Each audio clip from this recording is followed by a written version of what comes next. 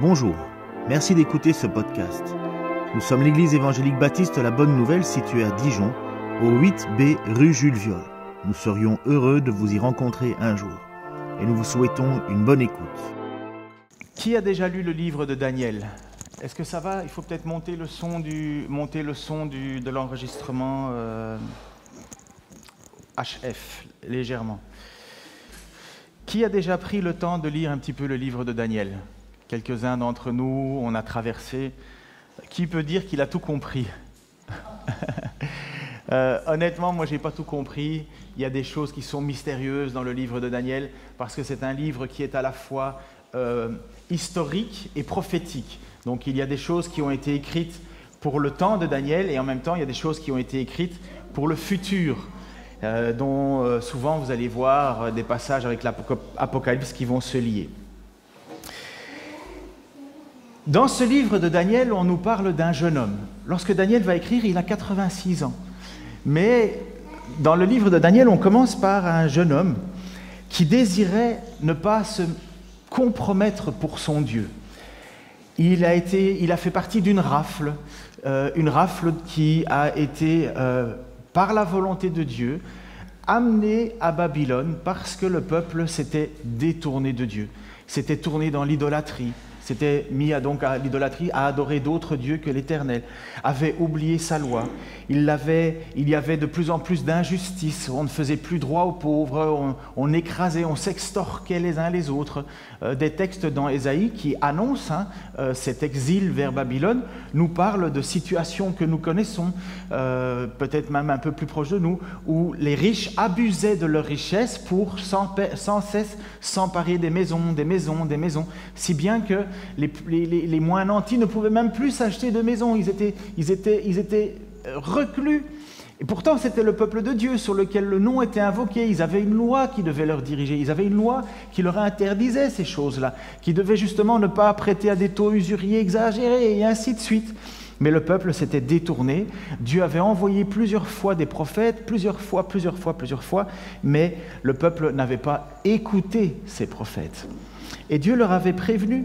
Il leur avait prévenu qu'il y a un moment où... est-ce qu'il n'y a pas un tout petit peu d'écho ? Voilà, juste diminuer un tout petit peu l'enregistrement micro. Merci, Damaris, de faire de ton mieux. Et Dieu avait prévu, Dieu avait envoyé en disant « Si vous ne changez pas, vous allez être déportés ». Tout le livre de Jérémie est un livre, finalement, où il n'arrête pas d'annoncer ces choses-là. Mais les rois ne veulent pas l'écouter parce qu'ils disent « Non, nous avons, nous, un Dieu vainqueur et Dieu ne va pas nous laisser nous faire avoir. » Donc, ils voulaient la bénédiction de Dieu, mais ils n'obéissaient plus à Dieu. Et Daniel est là. Quand je vous dis que ça allait loin, ils allaient jusqu'à faire des sacrifices d'enfants. Le peuple faisait des sacrifices d'enfants au dieu Moloch, au point que Dieu dit mais comment pouvez-vous faire des choses comme ça ? Jamais je vous ai demandé de faire des choses comme ça. Je n'y pense même pas moi-même. Voilà comment le peuple s'était éloigné. L'idolâtrie, c'est toujours essayer de chercher quelque chose qui va nous donner plus que ce que nous voudrions, plus que Dieu veut nous donner. C'est de vouloir nous bénir plus que ce que Dieu a décidé de nous bénir. Et Daniel, dans ces moments, comme je vous dis, il doit avoir environ 86 ans, il se trouve dans des doutes. Quand est-ce que ça va finir ? Et il va lire le livre de Jérémie, parce que dans le livre de Jérémie, il y avait justement l'histoire qui nous disait qu'au bout d'un certain temps, Dieu délivrerait son peuple. Donc il y avait quand même un espoir. Il y avait véritablement le fait que Dieu avait engagé une punition qui était méritée, mais en même temps, il y avait un espoir. Vous allez revenir.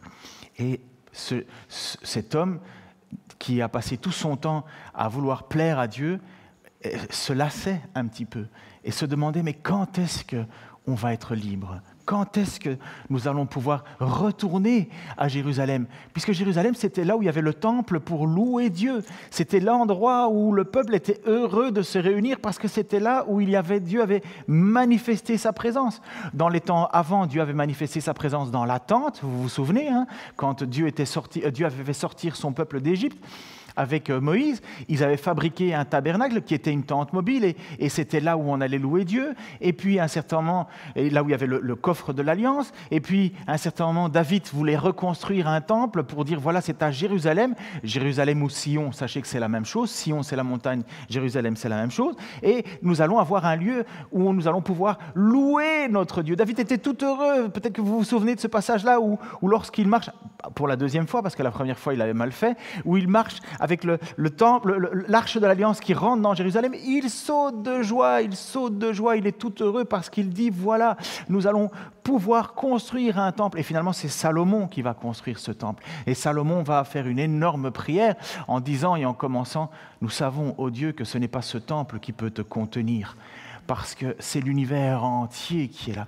Et quand Jésus est venu au milieu de nous, c'est le temple de Dieu qui est venu, c'est Dieu lui-même qui est venu. Il n'était plus. C'est pour ça que quand il a dit « détruisez ce temple et en 3 jours je le rebâtirai » parce que la présence de Dieu n'était plus dans le temple, la présence de Dieu marchait au milieu de nous. Elle était avec nous, comme dit l'apôtre Jean. Nous avons contemplé sa gloire, nous avons contemplé sa richesse.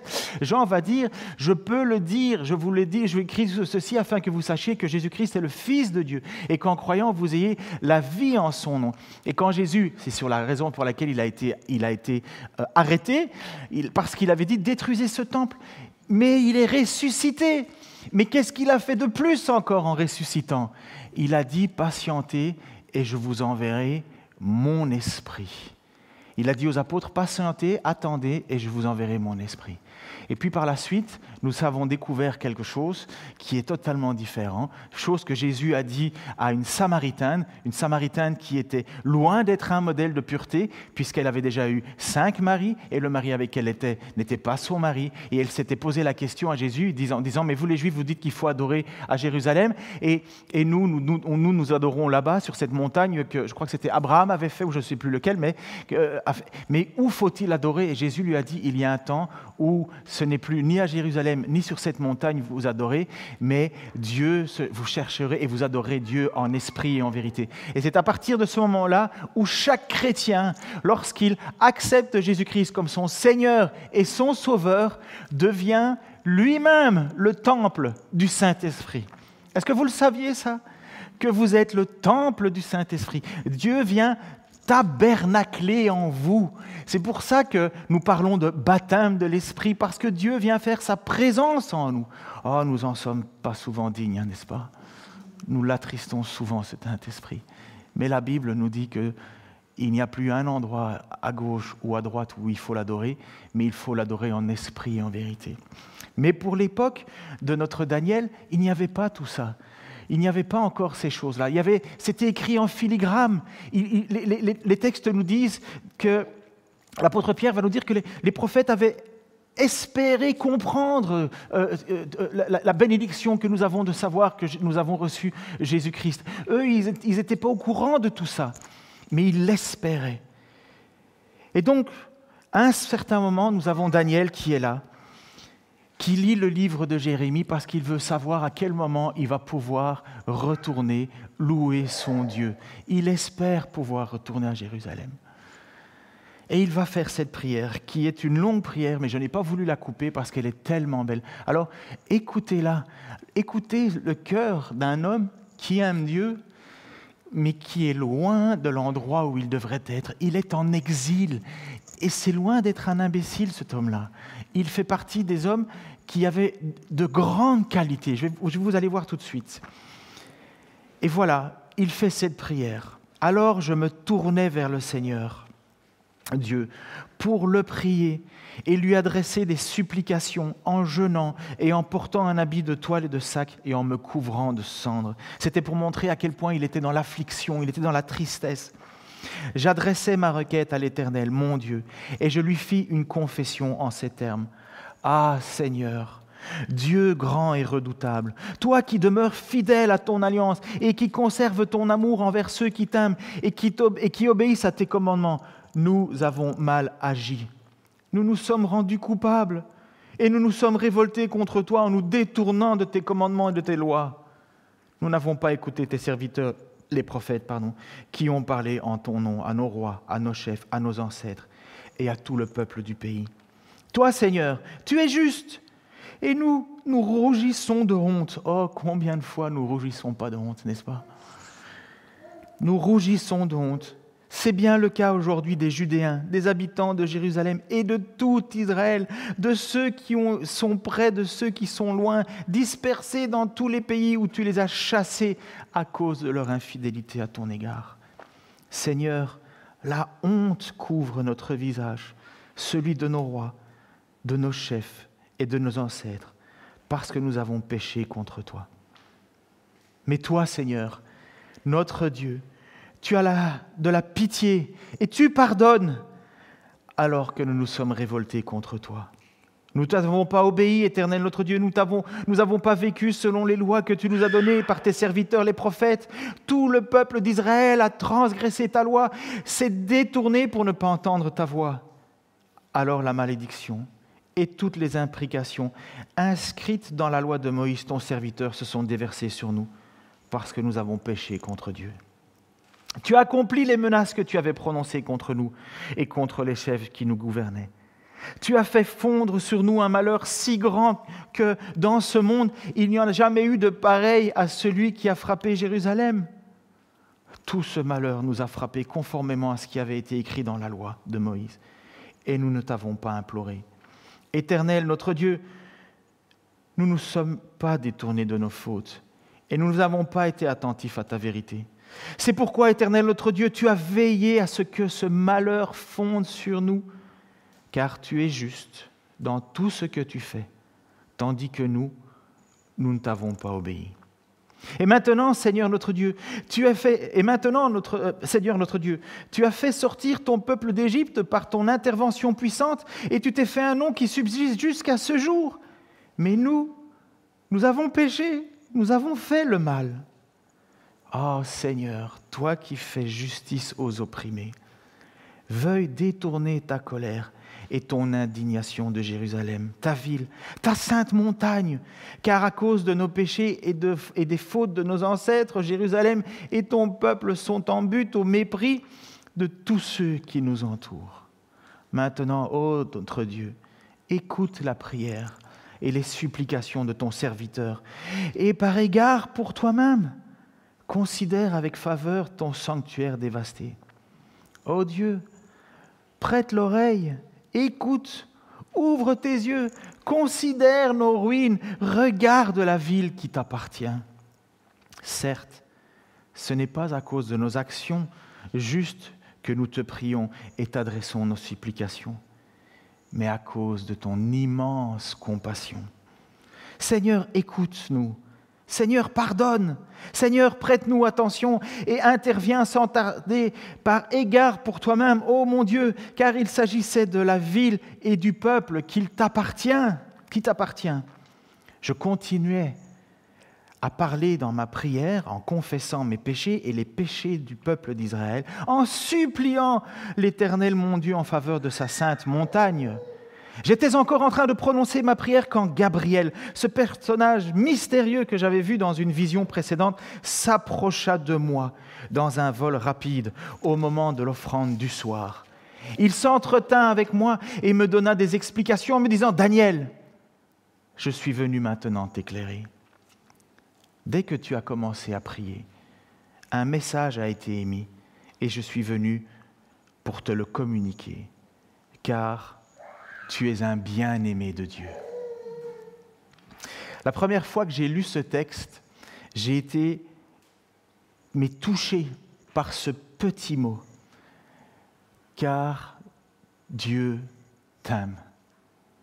Ou un autre texte qui va dire « car tu es bien-aimé de Dieu ». Ou une autre version va dire « car tu es considéré comme précieux ». Il faut savoir que Daniel avait reçu ce don miraculeux de l'interprétation des rêves.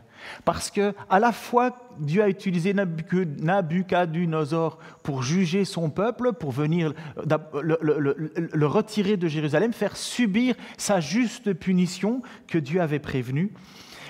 Dieu avait en même temps fait des révélations à Nabuchodonosor, fait des rêves, et avait donné à Daniel le pouvoir d'interpréter ces rêves, afin que le livre prophétique de Daniel puisse s'accomplir et continuera à s'accomplir jusqu'au retour de Jésus-Christ. Mais Daniel ne pouvait pas interpréter comme ça, il ne savait pas le matin, il devait prier, il devait intercéder, il devait demander à Dieu que Dieu l'aide à comprendre. Daniel était un homme sage, Daniel était un homme qui véritablement avait le cœur tourné à Dieu. Il ne voulait pas manger les mêmes plats qu'on servait au roi Nabuchodonosor parce qu'il y avait des aliments que Dieu ne voulait pas dans sa loi qu'il mange. Et il voulait rester pur, il a tout fait pour rester pur. Et pourtant, il était si collé à ce roi qui avait infligé la punition. On ressent dans la prière de Daniel une honnêteté. Vous l'avez vu comme moi, quelle honnêteté. Quelle honnêteté. Cet homme est devant Dieu et plein de fois il reconnaîtra qu'il mérite parce que son peuple s'est détourné. Il a été livré à ses ennemis qui ont adoré des idoles parce que Dieu avait prévenu de ne pas le faire et le peuple l'avait fait. Et Daniel, quand bien même il était lui-même à vouloir être proche de Dieu, a subi, avec le reste du peuple, a subi la punition. Mais il a continué à être proche de Dieu. Il a continué à dire non, je ne me détournerai pas, je continuerai à t'adorer, je continuerai à te servir. Et combien nous sommes dans ce cas? Nous savons que nous avons désobéi. Nous savons parfois que nous sommes rebelles. Ça nous arrive tous. Nous vivons alors la tristesse.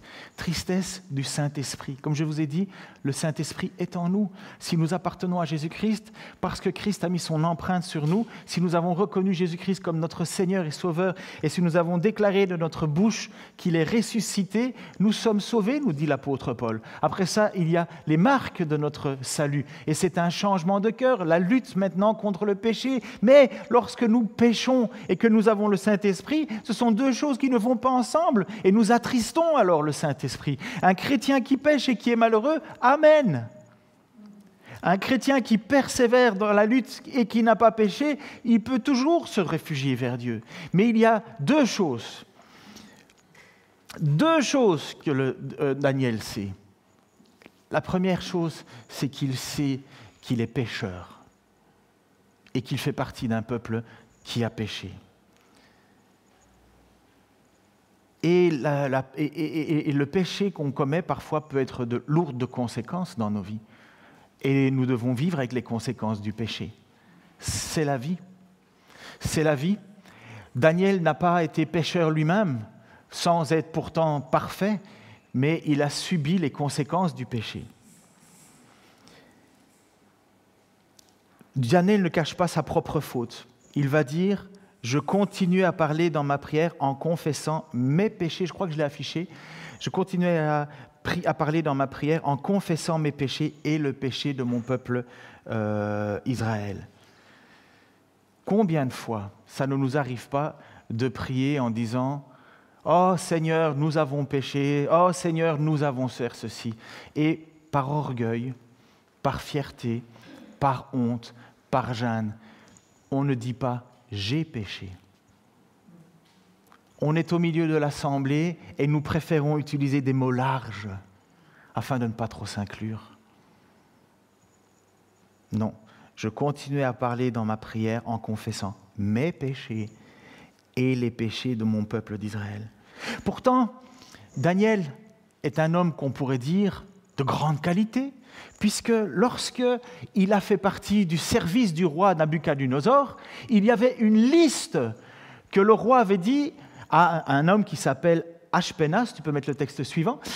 Voilà, merci. Le roi ordonna à Ashpenaz, chef de son personnel, de faire venir des Israélites de la lignée royale ou de famille noble. Donc ceux qui avaient fait la rafle. Ils avaient fait la rafle, ils avaient fait des déportés, et il avait dit, tu vas choisir dans ces déportés des gens qui vont être à mon service. Ils doivent être de famille noble, quelques jeunes gens sans défaut physique, de belle apparence. Ils devaient être doués d'intelligence, de sagesse dans tous les domaines, posséder de grandes connaissances, être vigoureux et capables d'apprendre la science pour entrer au service du palais royal et d'apprendre la langue et la littérature des Chaldéens. Vous voyez ce genre de fils dont toutes les mères sont fières. moi, mon fils. Et pourtant, Daniel, je continuais à parler dans ma prière, confessant mes péchés. Daniel ne se cache pas derrière le fait d'être noble, d'être beau physiquement. Il ne se cache pas d'être sans défaut physique. Il ne se cache pas derrière sa grande intelligence. Il ne cache pas derrière son esprit vigoureux, capable d'apprendre la science et de pouvoir parler plusieurs langues. Il reconnaît devant son Dieu qu'il est pécheur. Mais Daniel sait avec certitude qu'il est pécheur parce qu'il sait ce qui est écrit dans le psaume 114, que l'apôtre Paul va redire aux Romains, au chapitre 3, versets 10 à 12. L'Écriture le déclare. Il n'y a pas d'homme juste, pas même un seul. Il n'y a personne qui comprenne, personne qui recherche Dieu. Tous ont quitté le bon chemin. Ensemble, ils se sont égarés. Il n'y a personne qui fasse le bien, pas même un seul. Et certainement, Daniel, qui lisait les textes, sait très bien qu'il fait partie de ces gens-là. Il n'y en a pas un seul qui fait le bien. Première certitude que nous devons avoir comme Daniel, nous sommes pécheurs. Je crois que dans une église, c'est le lieu où il y a le plus grand rassemblement de pécheurs. Si tu es dans une église et qu'on se croit sans péché, tu t'es trompé de lieu. Parce que l'église est un endroit où les pécheurs viennent trouver et se réjouir de la grâce qui leur a été faite. Parce que justement, la deuxième grande assurance de Daniel, alors qu'il est quand même dans l'effroi, il espère retourner à Jérusalem. Il sait une deuxième chose qui a été déclarée plusieurs fois dans le texte. Il sait que Dieu est un Dieu compatissant, qui pardonne et qui a de la pitié. Il l'a dit au verset 9. « Mais toi, Seigneur notre Dieu, tu as de la pitié et tu pardonnes. » Et il l'a dit au verset 16. « Seigneur, toi qui fais justice aux opprimés. » À travers toutes les paroles où il reconnaît ce qu'il est, dans quel état ils sont, il va quand même toujours noter cette place, toujours cet espoir. Oh Dieu, Seigneur Dieu, tu as de la pitié pour nous. Tu es un Dieu qui pardonne. Tu fais justice aux opprimés. Voilà pourquoi Daniel ose se tourner vers le Seigneur sans se voiler la face, sans dire « nous sommes pécheurs, mais je suis pécheur ». Il ose le dire. Pourquoi ? Parce qu'il va dire au verset 18 « Certes, ce n'est pas à cause de nos actions justes que nous te prions et t'adressons nos supplications, mais à cause de ton immense compassion. » Toi, tu le sais ? Est-ce que tu l'as oublié ? Est-ce que tu t'en es accommodé ? La seule assurance que nous pouvons avoir de nous approcher de Dieu, c'est parce que Dieu a une immense compassion. Je vous ai mis la traduction en tout petit pour ceux qui ont des bonnes lunettes maintenant. Immense, ça vient de l'hébreu rab. Je ne prononce pas bien l'hébreu, mais qui veut dire en abondance, plus nombreux que, trop, extrêmement. Et rakam, qui veut dire miséricorde, grâce, compassion, affection, même l'idée le sein maternel, les entrailles. C'est comme si Dieu nous aimait d'un immense amour, comme une mère aime ses enfants, du fond de ses entrailles. Voilà pourquoi Daniel dit, certes, ce n'est pas à cause de nos actions justes que nous te prions et t'adressons nos supplications, mais à cause de ton immense compassion, de cette compassion qui est incompréhensible puisque nous méritons que de la colère. Et nous sommes sous ta colère. Et si nous sommes dans cette déportation, c'est parce que nous avons péché contre toi. C'est parce que nos ancêtres ont péché contre toi. C'est parce que j'ai péché aussi contre toi. Mais oh Dieu, malgré ce que je suis, j'ai foi en ton immense compassion. J'ai foi en ton immense grâce. Je ne la mérite pas. Je ne mérite pas cela, parce que après tout ce qu'il a dit, la seule chose qu'on verrait dans un film, il se vengea et il les extermina tous. Non, Daniel dit, c'est à cause de ton immense compassion. On pourrait dire que l'immense compassion, comme je vous l'ai dit, vient de ses entrailles, comme une mère pour un enfant. Est-ce que nous ne sommes pas d'ailleurs nous-mêmes ses enfants ? Nous qui avons accepté Jésus-Christ comme Seigneur et Sauveur. L'épître de Jean, l'évangile de Jean va nous dire que ce n'est pas par notre propre force, notre propre volonté ou par les liens de paternité que nous sommes devenus enfants de Dieu, mais c'est par la volonté. On se trompe souvent, mes amis, en croyant que tous les êtres humains sont enfants de Dieu. Non, le titre d'enfant de Dieu est donné par Jésus-Christ à ceux qui reçoivent son esprit. Tout le reste s'appelle la création. Mais ceux qui acceptent Jésus-Christ comme son Seigneur et son Sauveur reçoivent, et relisez dans votre Bible, chapitre 1 de l'Évangile de Jean, reçoivent le privilège, le cadeau d'être appelés enfants de Dieu. Et Dieu aime Daniel. Dieu t'aime parce que tu es le fruit des entrailles de Dieu. Tu es dans son amour, tu reçois de lui une immense compassion. Combien de fois ma mère ne m'a pas pardonné? Combien de fois une mère ne pardonne pas? Au point parfois de fâcher le père en disant « ouais, mais là... » Tu n'es pas devenu un enfant de Dieu parce que tu le méritais, mais parce que tu as supplié Dieu dans son immense compassion.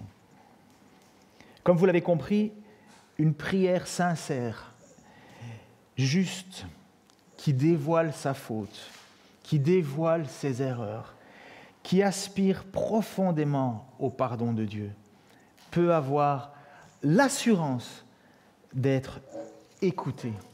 Et vous savez ce qui est le plus étonnant dans ce texte, qui nous montre finalement la véritable justice de Dieu, c'est quand l'ange Gabriel vient pour révéler de la part de Dieu cette vision, puisque Daniel priait pour comprendre la vision qu'il avait reçue, que le roi Nabuchodonosor lui avait dit, voilà, j'ai eu une vision et j'ai besoin de l'interprétation. Daniel va pour essayer de comprendre ce qu'il doit dire, et en même temps il lit le livre de Jérémie, il essaie de comprendre, et il prie. Et voici le texte qu'il dit. Donc c'est Gabriel, l'ange Gabriel. Alors, j'ai refait une petite étude sur les anges. Un jour, je prendrai le temps d'expliquer sur les anges. Il y a des anges, il y a les séraphins, il y a les anges puissants et glorieux, il y a des archanges, il y a des anges qu'on appelle anges gardiens. Il nous est interdit de prier les anges, hein, je vous le dis d'emblée. Si vous le lisez dans l'Apocalypse, Jean s'est mis à genoux et il voulait commencer à prier l'ange qui était. Il dit « Ah, arrête de faire ça, je suis un ange, hein, je ne mérite pas la prière. » Et faites attention de vouloir faire ça, mais Dieu nous entoure de ses anges. Il dit qu'il nous garde à travers ses anges. Il y a beaucoup de mouvements qui se sont égarés à vouloir en rajouter trop parce que finalement, Dieu ne partage pas sa gloire, mais il y a des anges. Et il y a un ange qui s'appelle Gabriel. Vous savez à quel moment Gabriel est intervenu? Un autre moment dans la vie de la Bible?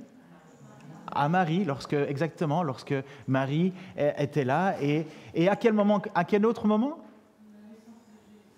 Oui, à la naissance de Jésus pour Marie, mais Joseph, il a appris ça comment, lui? Gabriel est un ange que Dieu envoie. Et Gabriel est envoyé. Et voilà ce qu'il va dire. Dès que tu as commencé à prier, un message a été émis. Et je suis venu pour te le communiquer. Car tu es un bien-aimé de Dieu. À quel moment est-ce que l'ange Gabriel a été envoyé?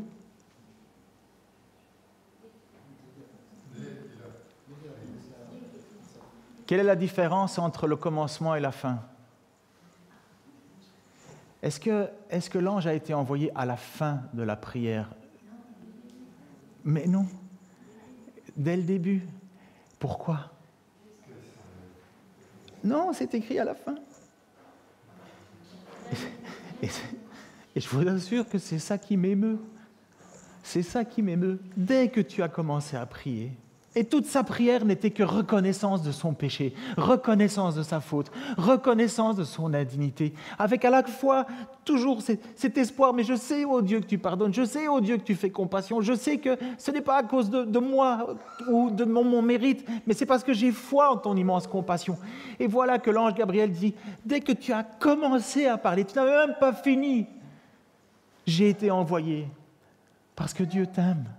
Parce que tu es un bien-aimé de Dieu. Le texte va nous dire, la traduction, c'est Kemdam. tu es précieux, tu es désiré, tu es délice, tu es plaisance, tu es de prix, tu es bien-aimé, tu es trésor, tu es délicat. Mais est-ce que vous comprenez l'importance que vous avez pour Dieu, malgré l'état dans lequel on peut être de pécheur? Nous sommes précieux pour Dieu. Nous sommes précieux pour Dieu. Personne d'entre nous est capable d'aimer à ce niveau-là, vous comprenez? Personne à part de Dieu. C'est un amour divin, un immense amour que Dieu manifeste envers sa création. Mais je vous le rappelle, il faut quand même, la première chose, c'est la sincérité. La sincérité de reconnaître notre état pécheur. Ne pas se voiler la face.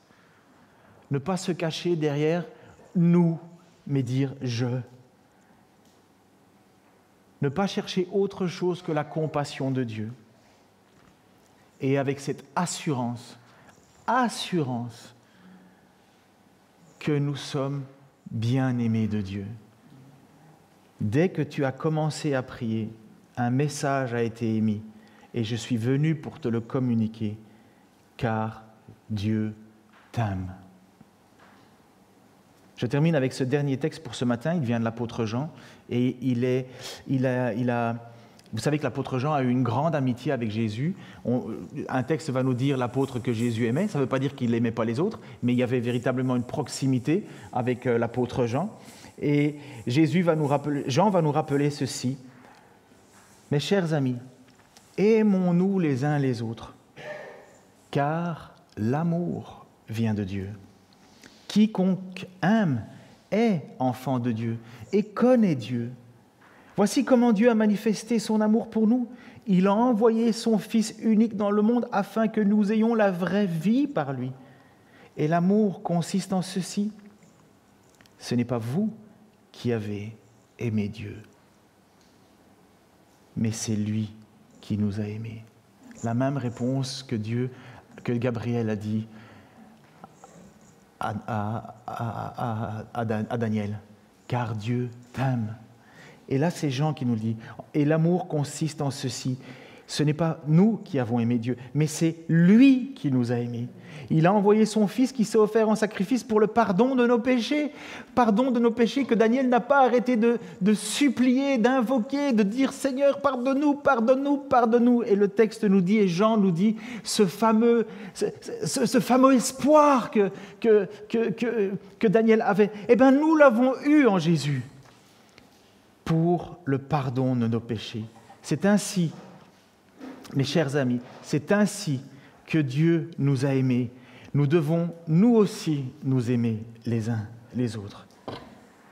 On n'aimera jamais parfaitement. Mais lorsque vous aimez, vous manifestez le même amour que Dieu a pour vous. Pas un faux amour, pas un amour...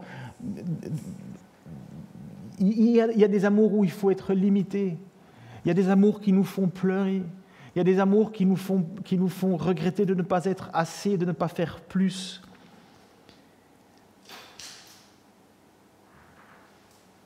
Et je le rappelle encore, approche-toi de Dieu avec confiance. Tu es son bien-aimé. Aime ton prochain, car l'amour vient de Dieu. Confesse tes péchés, non pas parce que tu le mérites, mais à cause de l'immense compassion de Dieu. Je vais vous demander de vous lever, s'il vous plaît. Nous avons chanté, le groupe de louanges peut venir, mais on va le faire sans musique. Nous l'avons chanté en premier lieu, et je trouvais que, si vous pouvez l'entonner, le premier, l'amour de Dieu de loin surpasse. Je peux le faire, mais vous allez voir que mon talent, ce n'est pas le chant. Mais je voudrais qu'on relise ces paroles qui ont été écrites par, je vous ai même mis le nom de l'auteur, Frédéric Martin Lehmann, en 1868-1553. Il était né en Allemagne et il est parti aux États-Unis assez tôt. Il a suivi ses parents et il a passé son temps à écrire des cantiques et des cantiques et des cantiques.